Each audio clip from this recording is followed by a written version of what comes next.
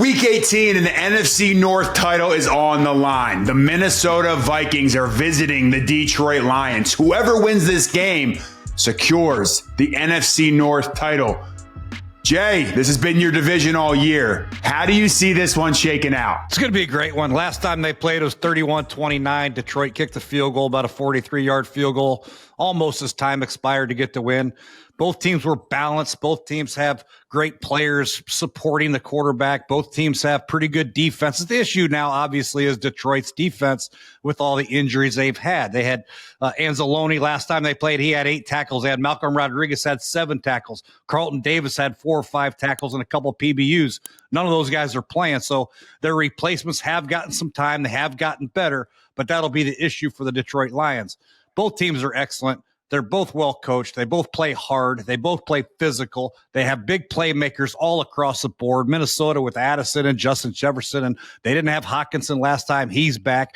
Obviously, Detroit with Amonra, Jameson Williams making plays. Jahmyr Gibbs, one of the better backs in pro football. Laporta. I mean, it's just going to be a star-studded match.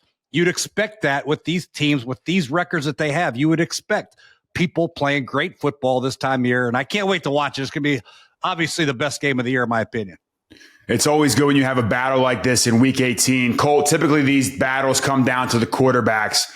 Sam Darnold, he's been a journeyman through his whole career. I mean, him and Baker Mayfield were running scout team for the Carolina Panthers. They really screwed that one up. But yesterday he threw for 377 yards. What has Sam Darnold showed you this season? Yeah, I mean, listen, Sam Darnold, I think, can lead this team all the way, right? They are well coached. Kevin O'Connell, Wes Phillips, Josh McCown, putting their arms around Sam Darnold through all his ups and downs to start his career. The dude is playing great football. He's been clutch all year long. He's thrown 35 touchdowns, over 4,000 yards already, and he's got the best receiver in the world right next to him. And if you want to double team him, he's got Jordan Addison. He's got TJ Hockenson. He's got a pretty solid run game. He's got a great offensive line up front. Like, there's a lot of pieces around him that have been perfect for him to kind of step in and lead this team. And man, it's going to be a great game up in Detroit. I mean, whoever would have thought Minnesota, outside of Jay Gruden, would have been 14-2 this year, and it's because the way that Sam Darnold's played. He's got a great defense that creates turnovers, create havoc. Right? They give him the ball in good situations. But the thing that I like about Sam Darnold is what I saw in the first half last week. They get the ball back. There's only a few seconds left. They navigate down and kick a field goal and to go into half. And those little field goals, those clutch moments, those situational football scenarios, I think his coaching staff is very good at preparing him for that. But he goes out there and executes it every time, finds Justin Jefferson, and those are like the little pieces of the game that aren't really talked about that much. But when you do that, like you're hard to beat. And I think Sam Darnold has played really good this year and be a good game this weekend. And the team loves him. You saw them shower him after and put him on their shoulders after the game. So the team is definitely buying in. AQ, a team like the Detroit Lions also bought in. We've just said, hey, they're the best team in football. We haven't worried about them. The odds are saying they're the odds-on favorite to come out of the NFC. Is that still the case? With all these injuries piling up, are the Lions still the team to beat in the NFC? In my opinion, no. I don't think they can overcome all the injuries they've had. And listen, their offense is incredible. They are. And your offense can only take you so far. We see it every week, right? Every single game comes down to one score. And when the playoffs come, it's definitely coming down to one score. It's when the game matters most that defense needs to rise up. I just don't see the Detroit Lions, with as many injuries as they've had, being able to win a game when they need to in the playoffs. I just don't. They have too many injuries on defense. They had 2 guys. They did have that lockdown corner in Carlton Davis. They lose him now.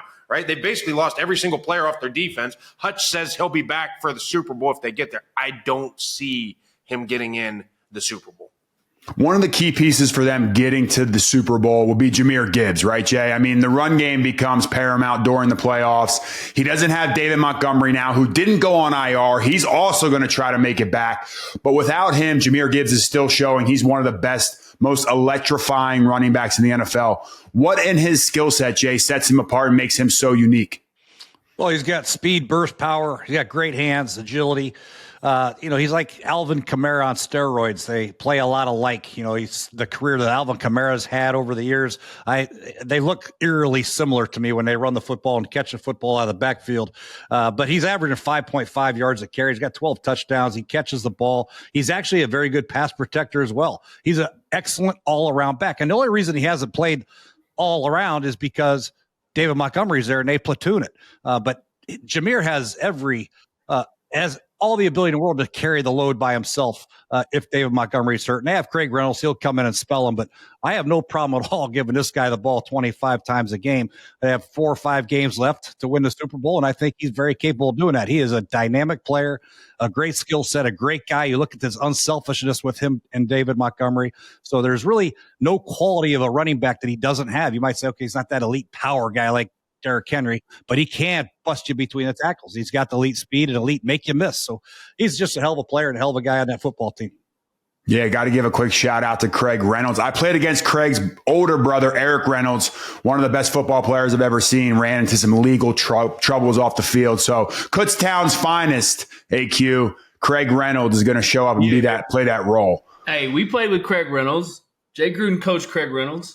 Did you? We signed him as a free. We had this conversation. I signed him as a free agent off of YouTube. I got him on a YouTube video. I said, we got to sign this guy as a rookie free agent. Off the what, Jay? YouTube. Speaking of YouTube, we are on our way to 20,000 subscribers, but we need your help. We are over 12,000, but now we want to hit 20. 20 is our goal. We're getting greedy. So hit the sub, hit the like. Drop and turn on the notifications. Put a YouTube Gruden in the comments. Keep supporting this channel and get us to that goal. I couldn't find any Kutztown films, so I had to Google them and watch them on YouTube. And you should have watched his brother. His brother was an absolute beast. Well, Craig's YouTube video is pretty sick. He was really good. He returned kicks. He was a damn good player. So we need to get Craig on the show. He's our YouTube liaison. Let's do it. All right, Colt, looking at the Lions and their offense, they've been led by Jared Goff. They've put up historic numbers all season long. We've joked that they are toying with the NFL. But when your defense has an historic amount of injuries like this that hasn't been seen since the 2014 Washington Redskin coach Commanders, Jay Gruden, whatever we're calling them nowadays, back to the question. Colt, when an offense feels that pressure, they had to put up a bunch of points to make up for their defense. How do they handle that? Yeah, I think that's right. I think you do feel pressure. I don't think it is I think you kind of twist it to a motivation and a challenge type pressure. They know their defense is banged up. They're going to have to keep pace. They're going to have to go for it on 4th down, which they already do a bunch, to stay on the field, control the time possession. As much as you can, give the defense some version of relief. Keep them off the field. And the Lions, regardless of what everybody thinks, they're coached by a guy who's going to be a consistent motivator for everybody. Everybody's going to believe in him, and this offense with Ben Johnson and Jared Goff, like, they embody that sort of vision from their head coach. And I mean, listen, they're very good. They're going to score points every week, all around. Offensive line up front. When you look at teams that go into the playoffs, so who runs the ball better? Well, there's really nobody, maybe outside of Philly, who runs the ball better than Detroit. And so that's a positive. If they can control the time of possession, if they can keep pace, if they can give their defense, don't keep them on the field all the time, man, they can still figure this thing out. Jared Goff is having one of the best years statistically that we've seen in a long time. And I know they're banged up on defense, but at the end of the day, this game's about scoring more points than the other team, and there's nobody better at scoring points than the Lions. Colt, how many times have I told you, you don't feel pressure, you apply it.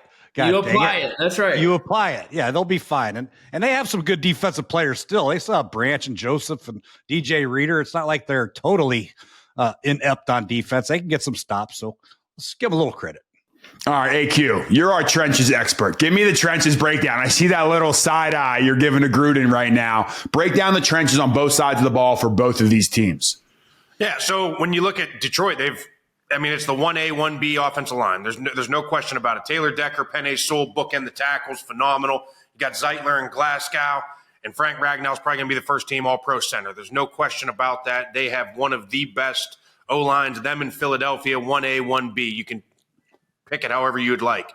On the other side, Minnesota is not a great offensive line. They are not. They do enough. They do well enough. They lost their star, Christian Darrisaw, and haven't been the same since. Brian O'Neill's a very good tackle on the right side.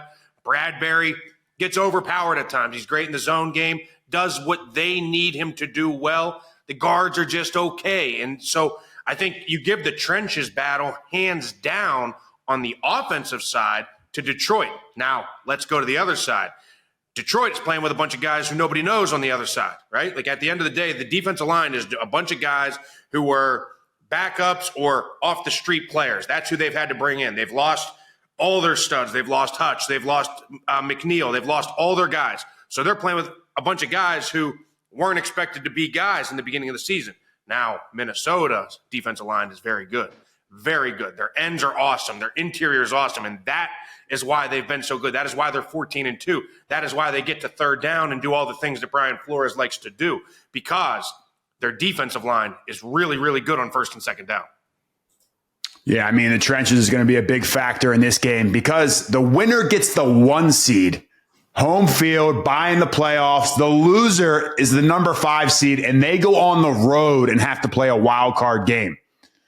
AQ, I'll start with you, running right back to you. What's the biggest regular season game that you've been a part of, and how'd it go down?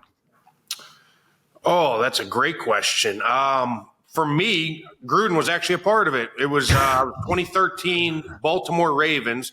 We came into Cincinnati the last week of the season, and we had a win to get in, and they beat the shit out of us. They really did. I think they beat us by 2 touchdowns. You remember that, Gruden? I remember that like it was yesterday. And actually, we won the game. We won the game, but you guys might have won the war because you beat the shit out of us, and we were banged up going. We had to play Saturday the next week against the Chargers, and we were beat up after that game. Oh, yeah. And Chargers beat us. Yeah. It was. I remember we were beat up too going into that game. It was funny. You know, you come in on Monday and you have your little meeting, you break it down, you go home Tuesday, you get the day off. We come back Wednesday. There's 53 guys on an active roster, right, guys? We all know that. There was like 29 or 30 guys on the injury report when I was in Baltimore. My shoulder was messed up. I had an AC for 8 weeks. I'm literally wiping my ass with my left hand. I can't do anything. It's like Tristan Wirfs trying to move over from right tackle to left tackle. You know, I couldn't do anything in practice. I'm playing guard, and I'm like punching one hand, waiting for the shot to get me through on Sunday. And I got James Harrison lining up over me at 3 technique. I'm like, get me out of here. Get me to Bermuda. Give me to Bermuda, Gruden. Jay? Yeah. No, that was a hell of a game. We lost Eifert that game. Gresham got banged up. I think Jermaine Smith, our tackle, got banged up. So, yeah, we weren't the same team in the next week after that game.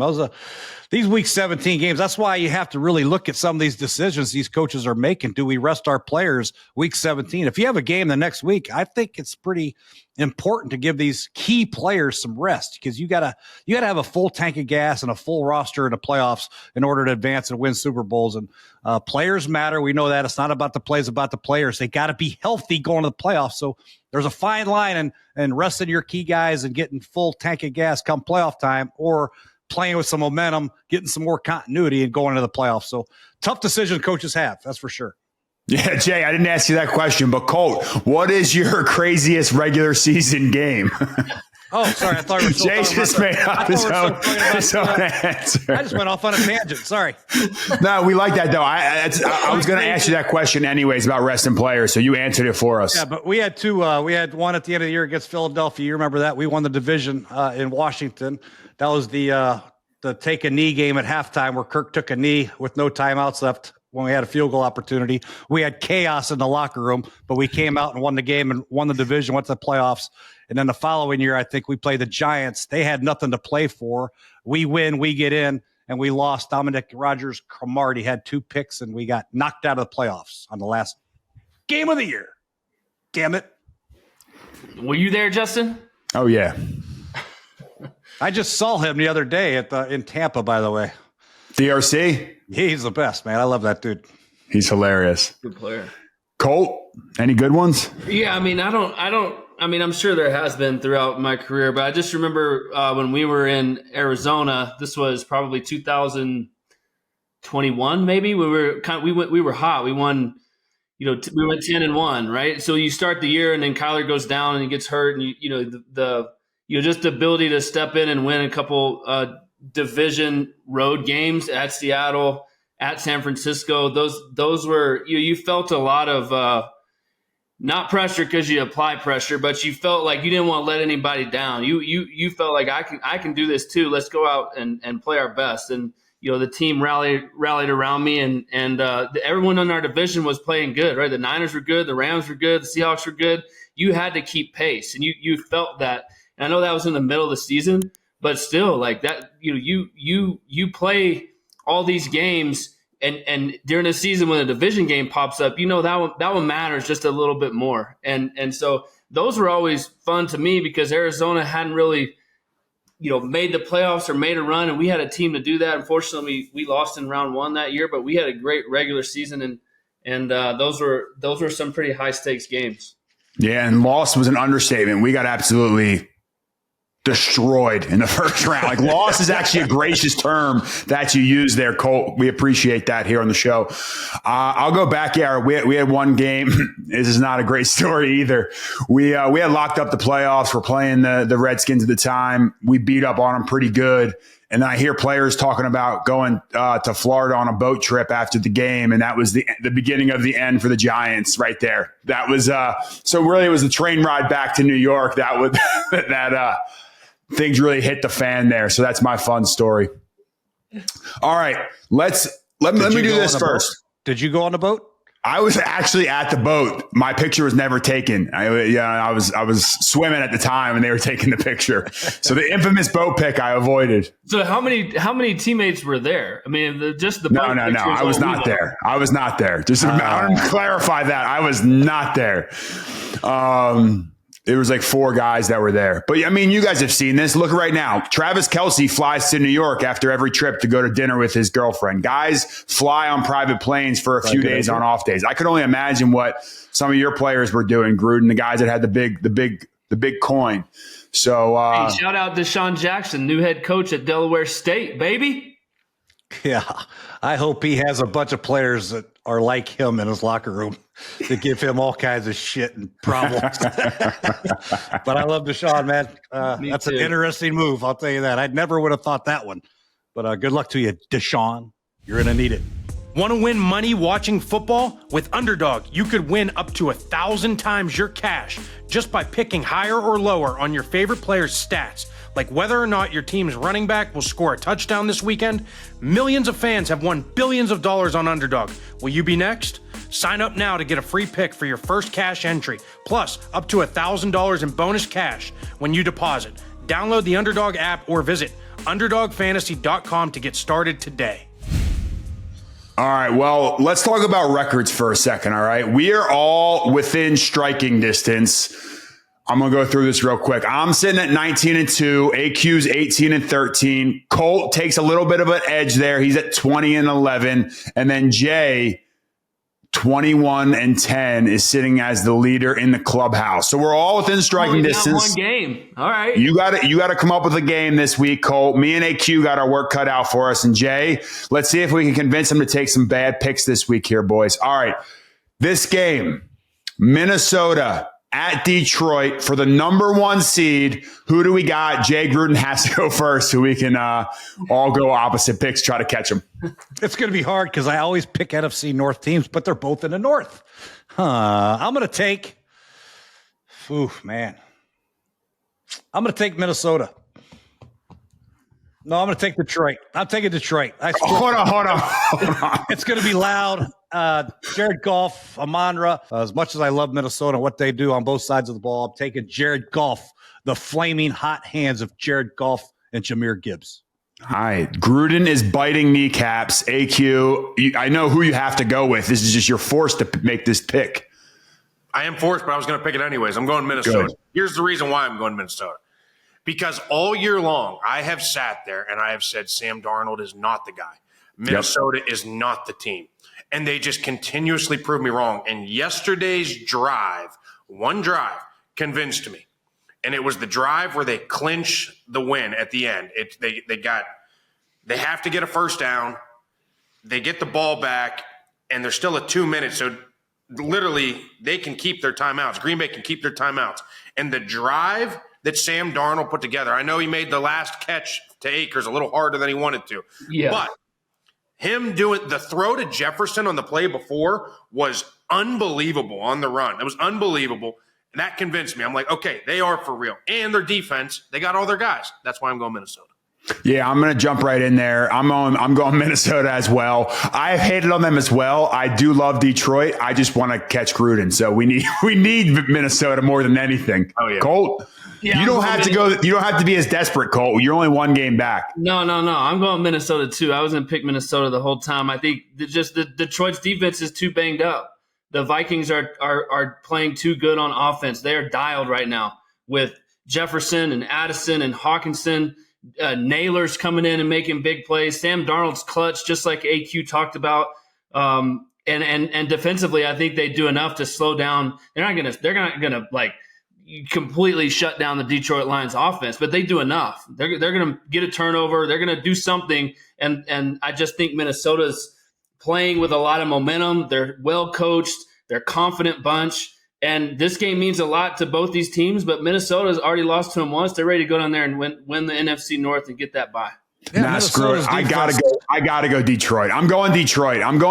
Detroit's a team I've been with all year. I gotta go Detroit. Sorry. Yeah, Minnesota's defense did great against Detroit last time. Goff was 22 for 25 for 280 yards and 2 touchdowns. Good against pressure. Play for. St. Brown at 8 for 112. You know, There we go. Gibbs only had 15 for 100. Here comes the analytics expert. Yeah. Hey, Hey, Deshaun Jackson, do you need an analytics guy there at Delaware State? Gruden's ready. They had Here Ivan he comes. Pace. They had Ivan Mr. Pace there. Statistician himself. No Ivan Pace. I mean, Ivan Pace had a hell of a game for the Vikings. He's out. So let's go Lions. Yeah, I got to go Lions as well. I think Dan Campbell's like, we need his home field advantage. They're going to be the hungrier team. I just heard AQ and Colt shut up, Gruden. Because you say this too. They're going to be the hungrier team. They are. This is why. Can I say why before you call me stupid? I'm not going to call you stupid. I'm going to call you uninformed. They're both hungry. They both want the 1 seed. They both want to win a division equally as much. But Detroit's been getting beat up. We all just beat up on Detroit a little bit, saying they're injured, they're not going to do it. Everyone's saying how great Minnesota is now. I thought they were bad. This got Detroit written all over it. Detroit's winning. Gruden, go Minnesota then. No, I'm sticking with Detroit. I'm just saying they're not going to be hungrier than Minnesota. Yeah, they are. They're going to be biting off kneecaps. I'm going Detroit as well.